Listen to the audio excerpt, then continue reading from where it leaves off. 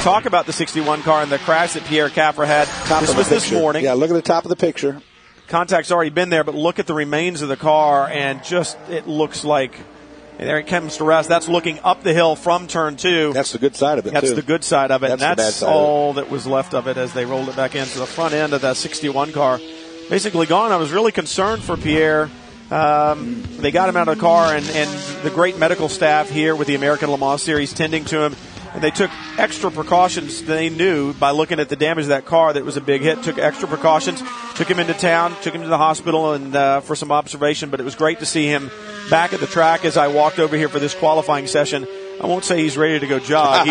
He's sore, and if he's sore today, I can only imagine how sore he'll be tomorrow. This is Ed Brown in the Ferrari, Patron Ferrari, team principal.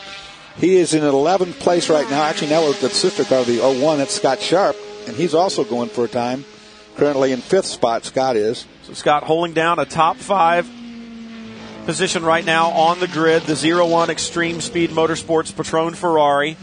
1:17.7 to a 17.1. So there it is yet again, Dorsey, that half second that that we keep talking about that you say you would head back out. Scott Sharp heads to pit lane with 3 minutes and 57 seconds left to go in qualifying. Bleakmullen still out on his run. We'll see if he can improve. Run. Yeah, he's on his flyer now. He's going to give it one last go. That's through turn 3. Only needs like 600ths of a second. As fast as these GT cars are around here in DeMoss Corner, one of the slowest areas, as fast as the GT cars are, the prototype's even more impressive. The 48 right behind. So Bryce Miller will be told when Bleakmullen comes across the line whether he improved or not. It changed already, actually. While the first lap he went out, he narrowed it to 4 100ths now. So Bleakmullen now looks like he has slowed down. So now. Perhaps he said, that's the best I can do. Or is he cooling the tires one more time for one more run? Bryce Miller comes up behind him as they head down the long straightaway. Well, they got 3 minutes, so this would be their last run if they decide to take it. I'll tell you what a professional Bleakmullen is. He looks in the mirror and he knows it's his competition, but he pulls out of the way, gives Bryce Miller the faster line through. Miller flashes through the final 2 corners. This for the turn pole. 9, turn 10, the right-hander. See what he gets here. Miller already on the pole. Can he improve as he flashes across the line? He does.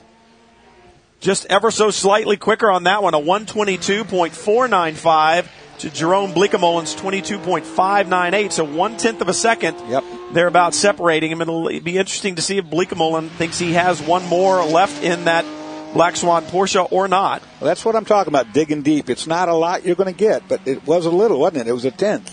And a 10th might be the money in the bank he needs to get that pole to stick. The Orbit Racing guys that run the 48 car of Luke Hines and Bryce Miller, they just need a little bit of luck on their side. As I said, they've been quick. They just have not had the results that they've wanted. Their best result was a 4th at Mid-Ohio, and they had a good run going there until they had a tire issue. So they need to do something to find some luck. Right now, Bryce Miller showing the speed that he and this team have on the pole right now in GT Challenge. In GT, Jimmy Bruni out of the Risi Competizione Ferrari. He's parked it and said, that's what I'll do. But remember, as well as they ran here, they will have to start at the back of the pack because of the driver change in the 62 car. Tony Vilander taking over for Jamie Melo. Melo with the stomach issue. Some type of a bug. He's going to pit on this lap. I think he's happy with what he got. Well, they will have told him that perhaps Jerome Bleakmullen on pit lane as well. So right now, celebrations, I would imagine Jörg Bergmeister knows that even though the 62 is a bit faster, the 45 will start up front, Jamie. Well, he knew after I told him. He said, I get to start up front. But Jörg, a great time for you and the team today. Is this car ready for the race tomorrow? Yeah, I think so. We've been here testing Wednesday. Had there some issues on the long runs, but made some changes then for practice yesterday, and it seemed like we had a really good car on the long runs now. Also in qualifying, was really able to use the peak of the Michelin tires, so thanks to Michelin there, worked out perfect. I mean, I'm really sorry for Jamie. I know how that feels, possibly losing a championship because you can't drive. So hopefully he gets well soon, and all the best to him. You mentioned the championship. You're currently leading the championship with Patrick by 18 points, so it's extremely tight in GT this year. What's going to be important for the race tomorrow? Well, definitely finish as high as possible and hopefully keep our competitors behind us, or the ones that we are fighting with the championship. So usually we can always count on really great pit stops by our guys, and that's always a good advantage to have. All right. Well, good luck. Congratulations. Thank you.